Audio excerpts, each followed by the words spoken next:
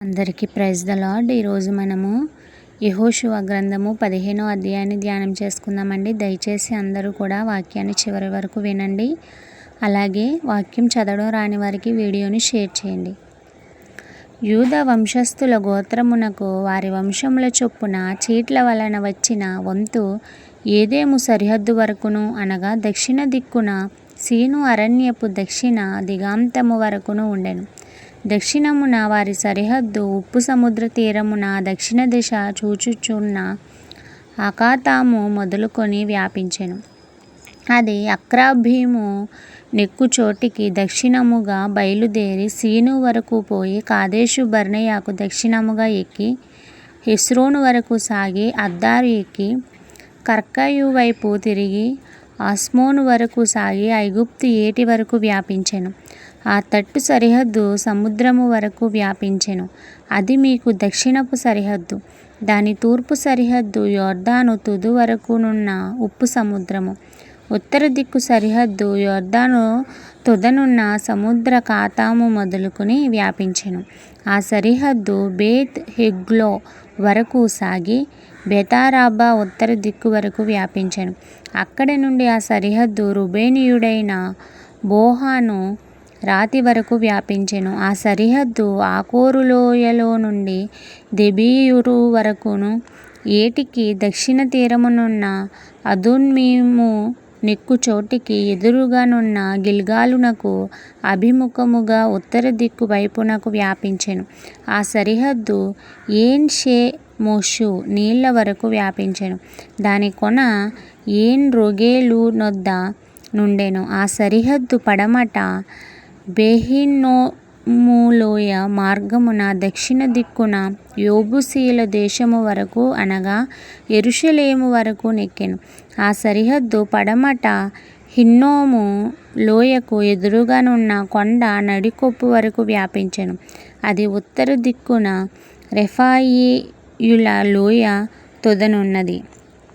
ఆ సరిహద్దు ఆ కొండ నడికొప్పు నుండియు నెఫ్తోలు నీళ్ల యోట యొద్ద నుండియు ఎఫ్రోను కొండ పురముల వరకు వ్యాపించెను. ఆ సరిహద్దు కిర్యత్యారీమను బాలా వరకు సాగెను. ఆ సరిహద్దు పడమరగా బాలా నుండి శేయీరు కొండకు వంపుగా సాగి కెసాలోనును యురీము కొండ యొక్క ఉత్తరపు వైపునకు దాటి బెత్షెమెషు వరకు దిగి తిమ్నా వైపునకు వ్యాపించెను. ఉత్తర దిక్కున ఆ సరిహద్దు ఎక్రోను వరకు సాగి అక్కడ నుండిన సరిహద్దు షిక్రోను వరకును పోయి బాలా కొండ యొద్ద దాటి యబ్నేయేలు వరకు ఆ సరిహద్దు సముద్రము వరకును వ్యాపించెను. పడమటి సరిహద్దు గొప్ప సముద్రపు సరిహద్దు వరకు వ్యాపించెను. యూదా సంతతి వారి వంశముల చొప్పున వారి సరిహద్దు ఇదే. యెహోవా యెహోషువకు ఇచ్చిన ఆజ్ఞ చొప్పున యూదా వంశస్థుల మధ్యను యెఫున్నె కుమారుడైన కాలేబునకు ఒక వంతును, అనగా అనాకీయుల వంశకర్త అయిన అర్బా యొక్క పట్టణమును ఇచ్చెను. అది హెబ్రోను. అక్కడి నుండి కాలేబు అనాకు యొక్క ముగ్గురు కుమారులైన షెషాయి, అహీమాను, తల్మాయి అను అనాకీయుల వంశీయులను వెళ్ళగొట్టి వారి దేశమును స్వాధీనపరచుకొనెను. అక్కడ నుండి అతడు దెబీరు నివాసుల మీదికి పోయెను. అంతకుముందు దెబీరు పేరు కిర్యత్సేఫెరు. కాలేబు కిర్యత్సేఫెరును పట్టుకొని దానిని కొల్లపెట్టిన వాటికి నా కుమార్తె అయిన అక్సాను ఇచ్చి పెండ్లి చేసేదనని చెప్పగా, కాలేబు సహోదరుడును కనాజు కుమారుడైన ఒత్నీయేలు దాన్ని పట్టుకొనెను గనుక అతడు తన కుమారుడైన అక్సాను అతనికిచ్చి పెండ్లి చేసెను. మరియు ఆమె తన పెనిమిటి ఇంటికి వచ్చినప్పుడు తన తండ్రిని ఒక పొలము అడగమని అతనిని ప్రేరేపించెను. ఆమె గాడిదను దిగగా కాలేబు ఆమెను చూచి నీకేమి కావలెనని ఆమెను అడిగెను. అందుకామె నాకు దీవెన దయచేయము, నీవు నాకు దక్షిణ భూమి ఇచ్చియున్నావు గనుక నీటి మడుగులను నాకు దయచేయమనగా అతడు ఆమెకు మెరక మడుగులను పల్లపు మడుగులను ఇచ్చెను. యోధా వంశస్థుల గోత్రమునకు వారి వంశస్థుల చొప్పున కలిగిన స్వాస్థ్యమిది. దక్షిణ దిక్కున ఏదెము సరిహద్దు వరకు యోధా వంశస్థుల గోత్రము వరకు పట్టణములు ఏవనగా కబ్సెయేలు, ఏదెరు, యాగూరు, కీనాది, మేనా, ఆదాద, కేదెషు, హాసోరు, ఇత్నాను, జిఫుతేలేము, బెయాలోతు, క్రొత్త హాసోరు, కెరీయోతు, హెస్రోను, హెష్మోను, బెత్పెలెతు, హసర్షువాలు, బెయేర్షెబా, బిష్నెత్యబాల, ఇష్యే, ఏజెము, ఎల్తోలాదు, కెసీలు, హోర్మా, సిగ్లాగు, మద్మానా, పట్సానా, ఎలాయోతు, షిమ్యోను, ఆయిను, రిమ్మోను అనునవి వాటి పల్లెలు పోగా ఈ పట్టణములన్నీ 29.